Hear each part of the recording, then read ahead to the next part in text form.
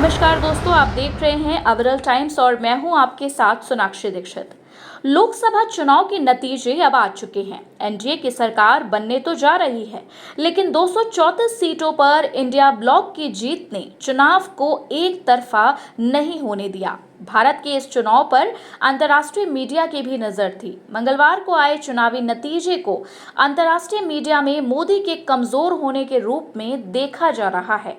New York time लिखता है, नरेंद्र मोदी के सत्ता के बीते 10 सालों में कई ऐसे पल सरप्राइज से भरे थे, लेकिन जो सरप्राइज मंगलवार की सुबह मिला वो बीते 10 सालों से बिल्कुल अलग था।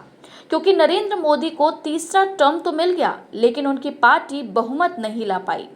इस हार के साथ ही 2014 के बाद पहली बार नरेंद्र मोदी की वो छवि भी चली गई कि वो अजय हैं।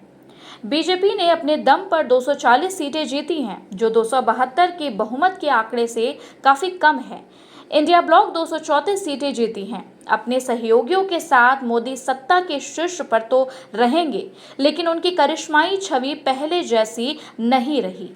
बतौर नेता नरेंद्र मोदी सत्ता के बंटवारे में ज्यादा रुचि नहीं रखते हैं। जब साल 2016 में उन्होंने नोटबंदी की तो उनकी सरकार के वित्त मंत्री को भी इसकी जानकारी नहीं थी।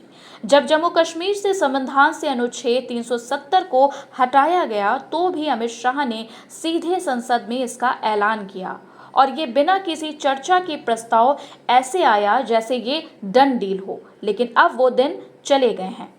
वॉशिंगटन पोस्ट ने लिखा है कि भारत के मतदाताओं ने नरेंद्र मोदी की लीडरशिप पर एक अप्रत्याशित अस्वीकृति दिखाई है।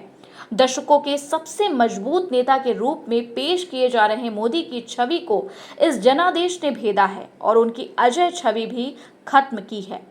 बीजेपी सहयोगियों के साथ भले सरकार बना ले, लेकिन साल 2014 के बाद से ये बीजेपी का सबसे कमजोर प्रदर्शन है। साल 2014 में मोदी विकास और भ्रष्टाचार को लेकर लोगों के बीच गुस्से की लहर पर सवाल होकर सत्ता में आए, और साल 2019 में राष्ट्रवाद और पाकिस्तान के साथ तनाव बड़ी वजह रही।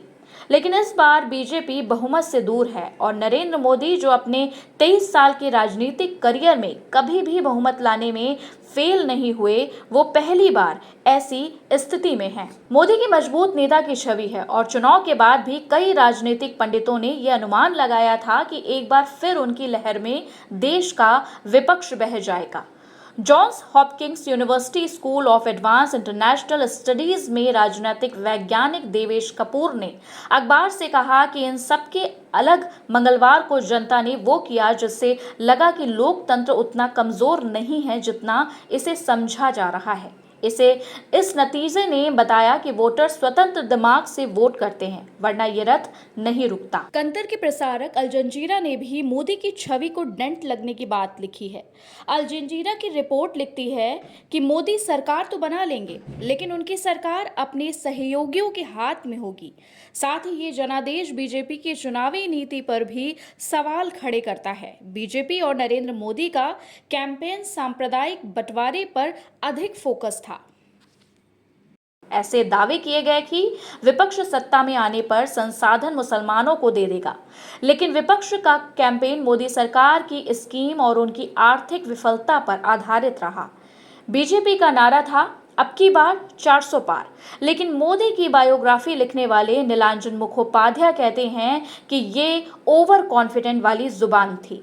अमेरिका की चर्चित पत्रिका टाइम ने अपनी रिपोर्ट में लिखा है कि एग्जिट पोल और राजनीतिक पंडितों ने मोदी की जीत का अनुमान लगाने में थोड़ी जल्दबाजी कर दी है। सवाल था कि मोदी तीसरी बार सरकार बना लेंगे, लेकिन बीजेपी की अपने दम पर कितनी सीटें आएंगी। इसका जवाब मंगलवार को मिला। जो नतीजे आए हैं उसमें मोदी की पार्टी बहुमत पाने वाली पार्टी तो नहीं रही है। उन्हें 240 सीटों पर जीत मिली है, जो 2019 के आंकड़ों से बहुत कम है, जब बीजेपी को अकेले 303 सीटें मिली थीं।